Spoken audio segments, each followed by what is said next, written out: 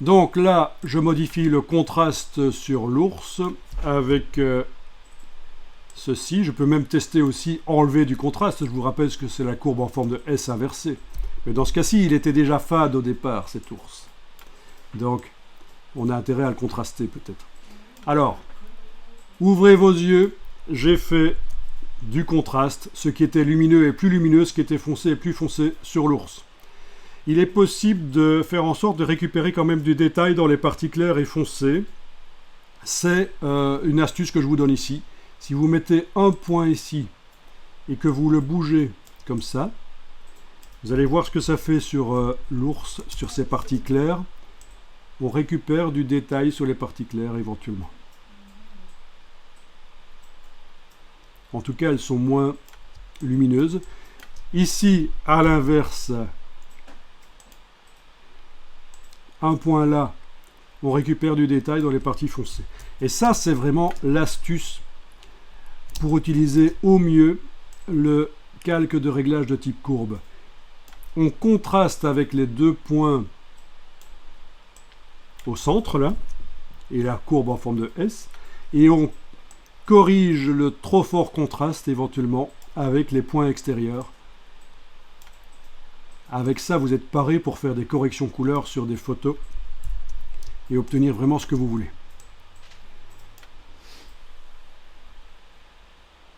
Bien. Pour la suite, je vous montre rapidement ce que je ferai. Vous n'êtes pas obligé de le faire. Je vais ajouter un calque de réglage de type courbe que je vais écrêter également. Donc touche Alt, je clique ici entre les deux. Et ce calque de réglage va servir à modifier cette fois-ci la couleur. Je pourrais faire sur le même calque de réglage, mais je préfère tester, faire sur deux. Je trouve que c'est plus facile en fait. Pour vous, ce sera plus facile.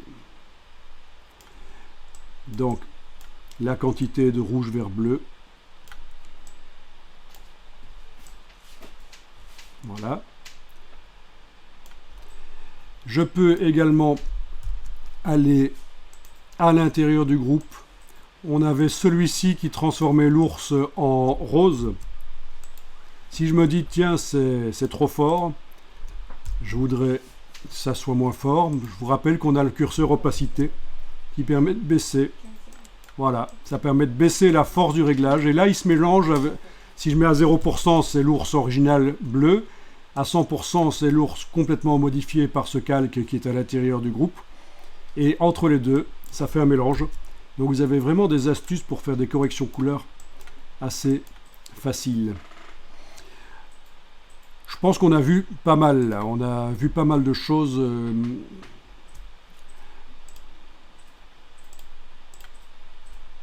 Ok.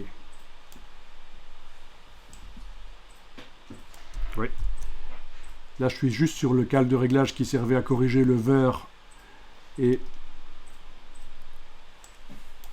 je vais étendre un peu pour que ça corrige plus de vert. D'accord? Sinon, il y a des taches vertes qui restaient. Voilà. Vous voyez la différence sur les pattes, sur le blanc. On est quand même allé assez loin au niveau correction couleur, malgré qu'on avait peu de temps pour voir. Vous avez des outils professionnels pour faire vraiment des corrections, des ambiances. Vous imaginez maintenant mettre du texte là-dessus, texte courbe, texte avec des effets dessus, et vous avez vraiment de quoi faire des bannières, des posters, des annonces, pas mal quoi. Avec des éléments personnalisés. Parce que oui, on a vu précédemment l'intelligence artificielle, qu'on peut faire des images géniales. Mais si on vous demande de faire cet ours-là dans un décor, vous devez le photographier et vous devez faire vous-même. Voilà.